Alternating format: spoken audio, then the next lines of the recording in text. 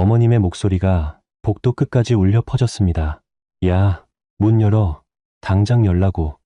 내 아들 집에 감히 누가 들어앉아 있는 거야. 현관 인터폰 화면 속에서 시어머니는 번호 버튼을 연달아 눌러댔습니다. 옆에는 남편이 서서 똑같이 번호를 입력하다가 문이 열리지 않자 주먹으로 문을 두드렸죠. 윗집 아주머니가 문을 열고 고개를 내밀었습니다. 아랫집 문 앞에 경찰관 두 분이 서 있는 걸 보고는 조용히 문을 닫으셨습니다. 저는 심호흡을 한 번 했습니다. 그리고 현관문을 열었습니다. 어머님, 제 목소리는 제 자신도 놀랄 만큼 차분했습니다.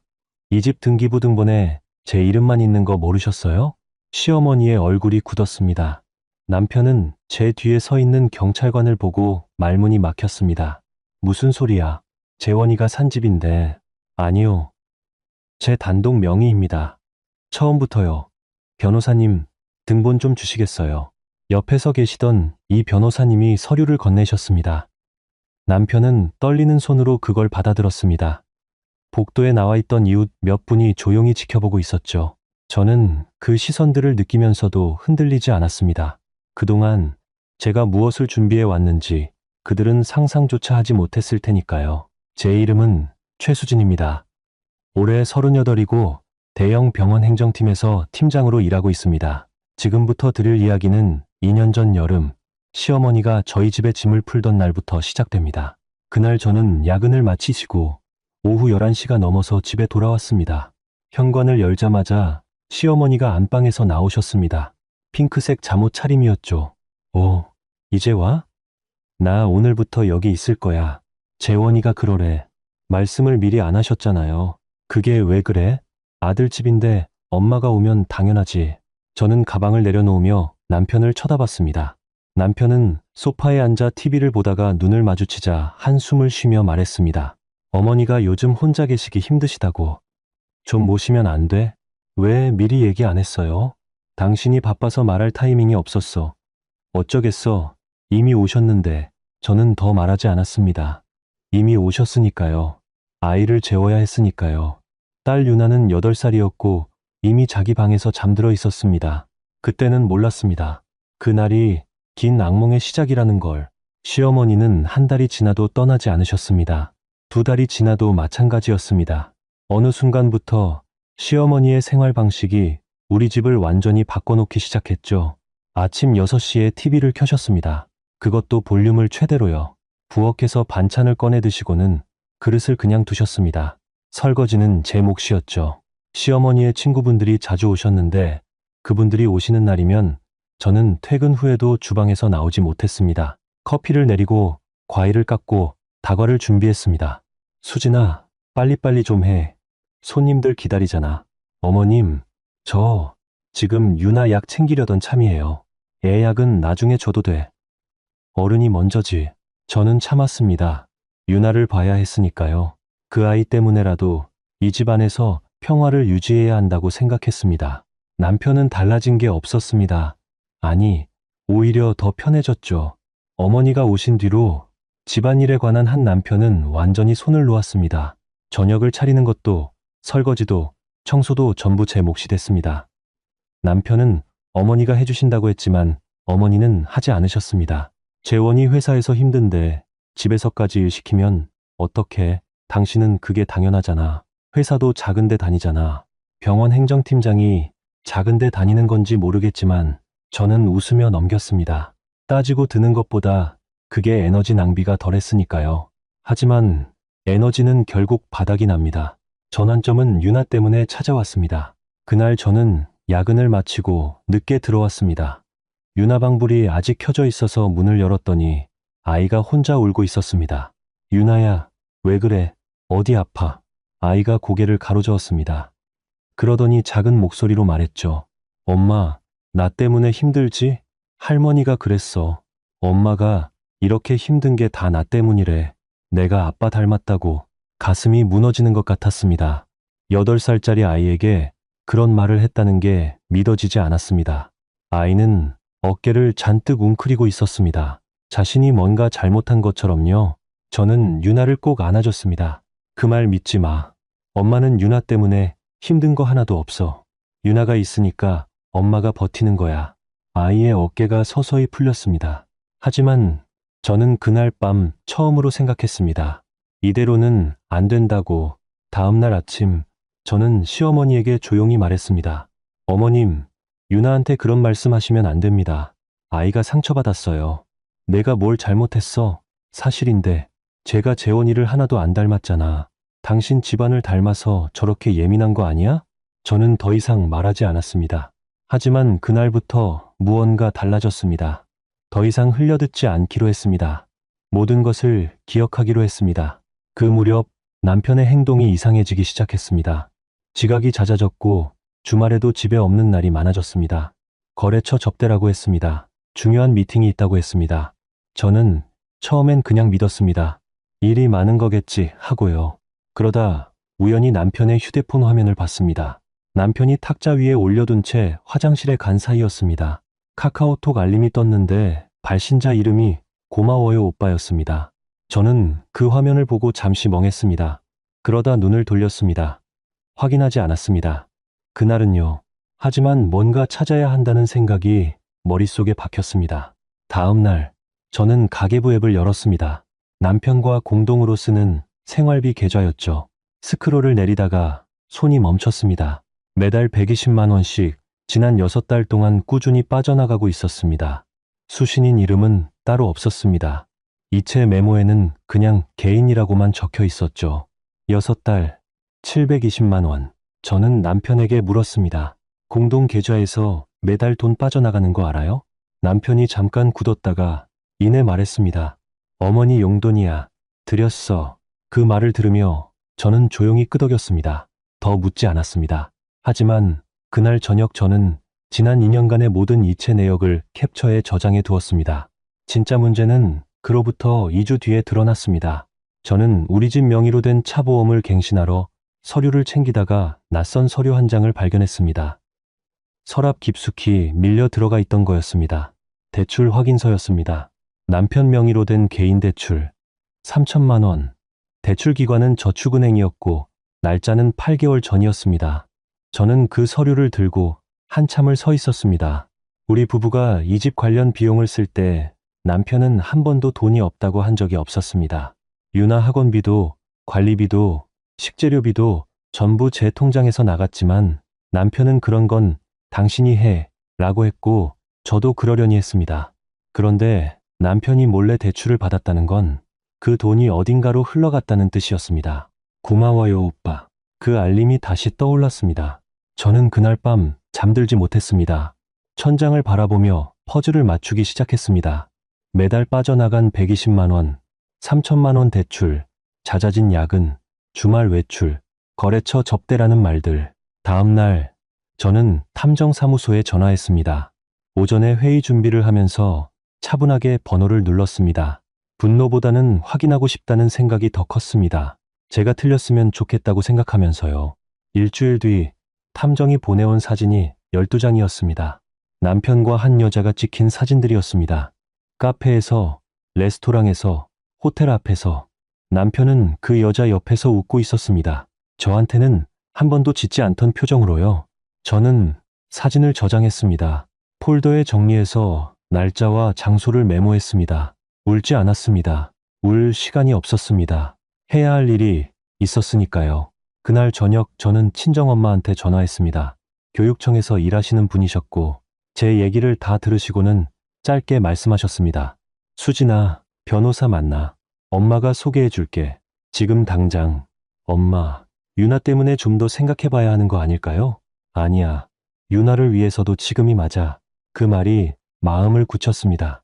며칠 뒤 저는 이 변호사님 사무실에 앉았습니다. 탁자 위에 제가 모은 자료를 펼쳤습니다. 통장 이체 내역, 대출 확인서, 탐정 사진, 그리고 우리 집 등기부등본까지요. 이 변호사님이 서류를 보며 말씀하셨습니다. 최 팀장님, 준비가 꽤 잘 되어 있으시네요. 그런데 이 집 등기 혹시 지금도 단독 명의이신 거 맞죠? 네. 결혼 전 제가 가진 돈으로 샀습니다. 남편은 한 번도 자기 돈을 이 집에 넣은 적 없어요. 그럼 이혼재산 분할해서 이 집은 특유재산으로 인정될 가능성이 높습니다. 남편 측이 기여도를 주장할 수 있지만 이 서류로는 반박이 가능합니다. 저는 고개를 끄덕였습니다. 시어머니 문제는요?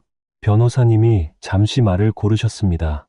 시어머니께서 지금 이 집에 거주하고 계시죠. 법적으로는 임차 계약도 없고 소유권도 없습니다. 이혼 이후 최 팀장님이 퇴거를 요청하시면 법적으로 응해야 합니다. 응하지 않으면요, 경찰에 도움을 요청하실 수 있습니다. 그날 밤 저는 오랜만에 깊이 잠들었습니다.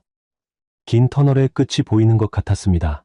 이혼 소장을 접수한 날, 남편은 회사에서 전화를 받았습니다. 저는 연락하지 않았습니다. 변호사님을 통해서만 얘기하겠다고 미리 전달해 두었으니까요. 저녁에 남편이 집으로 왔습니다. 평소보다 30분 일찍요. 수진아, 이게 무슨 짓이야? 무슨 짓이냐고요? 저는 소파에 앉아 서류를 보다가 고개를 들었습니다. 이혼 소장 받으셨죠? 너 지금 진심이야? 유나는 어쩌려고? 유나는 제가 키울 겁니다. 남편이 목소리를 높였습니다. 시어머니가 방에서 나오셨죠. 상황을 파악하신 시어머니가 저한테 다가오셨습니다. 수진아, 무슨 일이야? 왜 재원이 얼굴이 저래? 어머님, 저 이혼 신청했습니다. 시어머니가 눈을 크게 떴습니다. 뭐? 이혼? 네가 감히 누구한테? 저는 일어나서 유나 방으로 갔습니다. 아이를 데리고 친정엄마 집에 가기 위해 가방을 챙겼습니다. 당장 나가지 마. 이 집이 누구 집인데. 저는 돌아보지 않았습니다. 유나 손을 잡고 현관을 나섰습니다. 엄마, 어디 가요?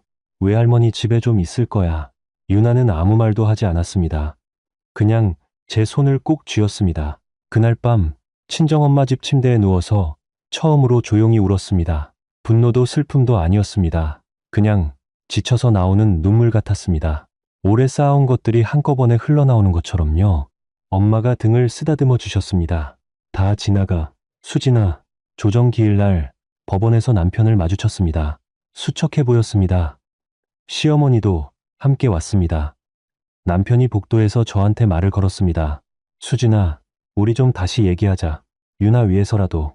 이 변호사님이 먼저 앞을 막으셨습니다. 저는 시선을 돌렸습니다.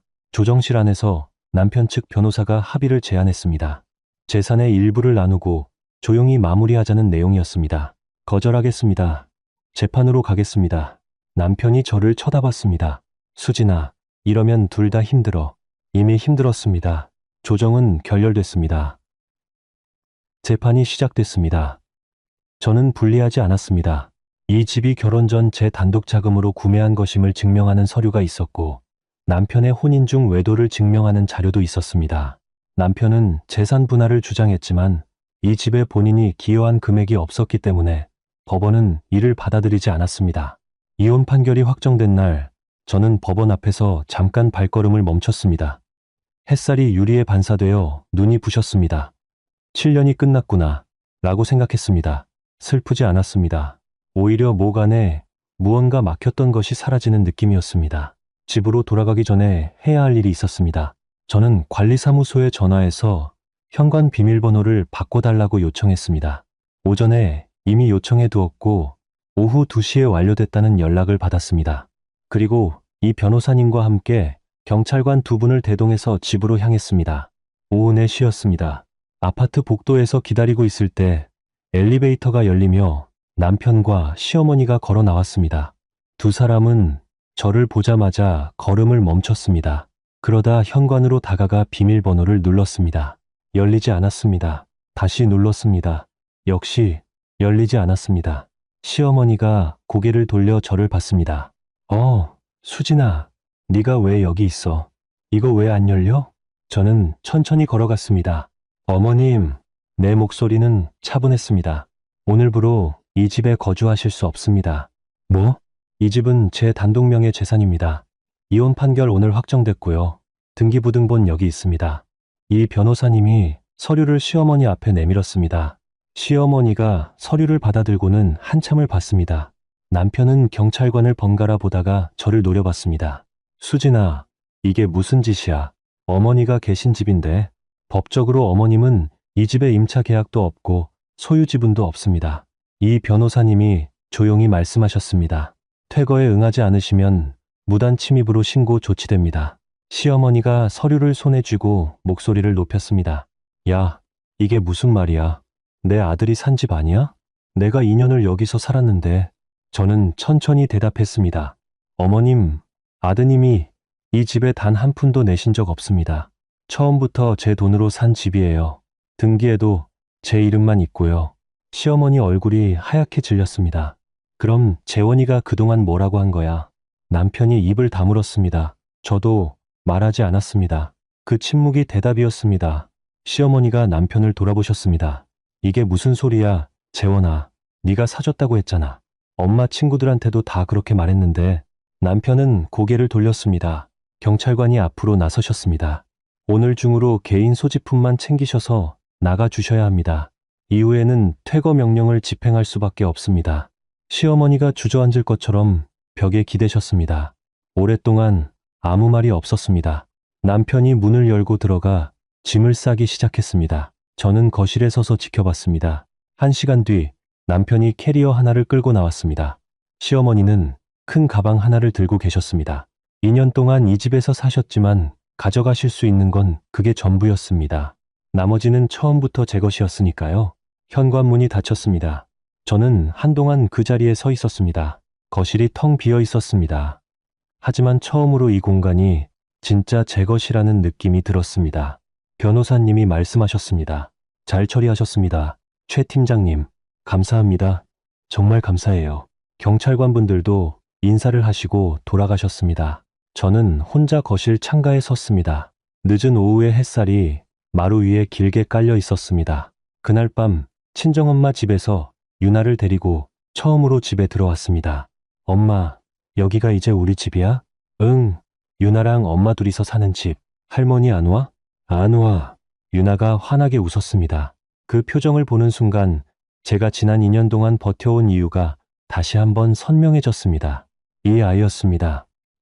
처음부터 이 아이 때문이었습니다. 이후 몇 달은 빠르게 흘러갔습니다. 남편은 외도에 따른 위자료를 물어야 했습니다. 크진 않았지만 법원이 인정한 금액이었습니다. 저는 그 돈을 유나 교육비 통장에 넣었습니다. 남편은 시어머니와 함께 한동안 친척집을 전전한다는 얘기를 들었습니다.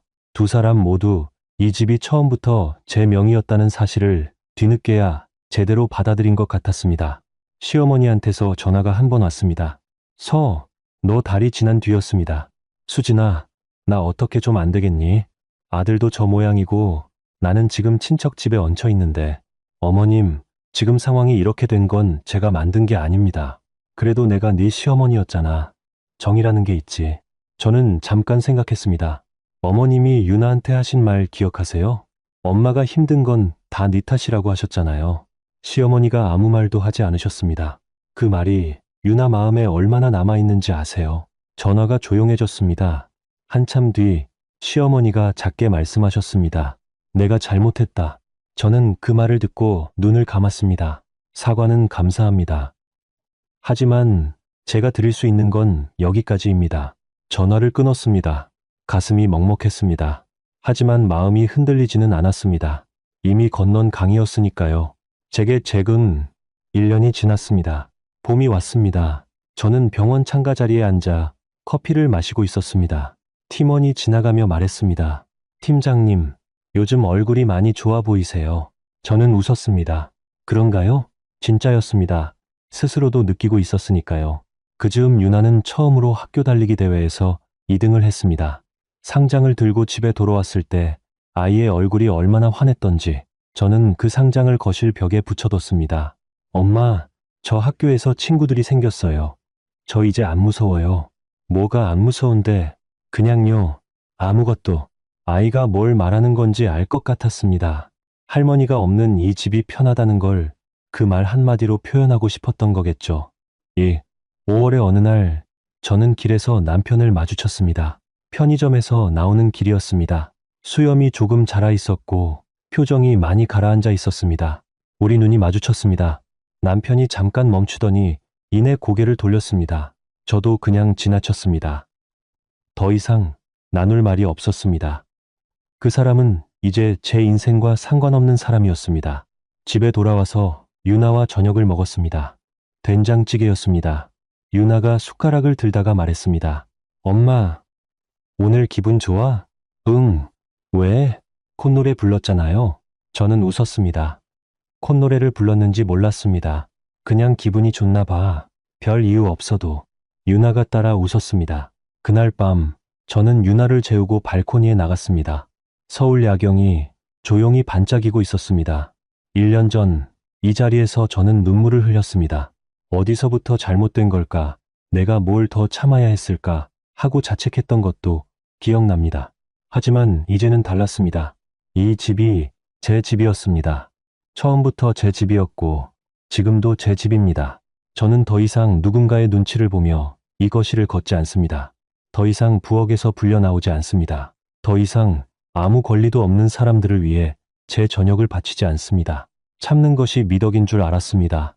오래 참으면 언젠가 달라질 거라고 믿었습니다. 하지만 그 믿음이 틀렸다는 걸 이제는 압니다. 달라지는 건 상대가 아니라 저였고 그것도 좋은 쪽이 아니었습니다. 포기하지 않았습니다. 무너지지 않았습니다. 제 아이를 위해서 그리고 저 자신을 위해서 끝까지 싸웠습니다. 현관문이 열리며 유나가 고개를 빼꼼 내밀었습니다. 엄마, 앉아요? 응, 금방 들어갈게. 빨리 와요. 나 엄마 없으면 잠이 안 와. 저는 발코니 문을 닫고 들어갔습니다. 유나가 제 팔을 잡아 끌며 방으로 향했습니다. 작고 따뜻한 손이었습니다. 불을 끄고 나란히 누웠습니다. 어둠 속에서 유나의 숨소리가 고르게 들렸습니다. 엄마, 응, 우리 행복하지? 응, 진짜로. 저는 아이의 손을 꼭 쥐었습니다. 유나도 꼭 쥐었습니다. 그것으로 충분했습니다. 더 이상 아무것도 필요하지 않았습니다. 이 조용한 밤, 이 작은 손, 이 평범한 저녁이 제가 그토록 되찾고 싶었던 것이었습니다. 저는 제 집을 되찾았습니다. 아니, 더 정확히 말하면 제 삶을 되찾았습니다.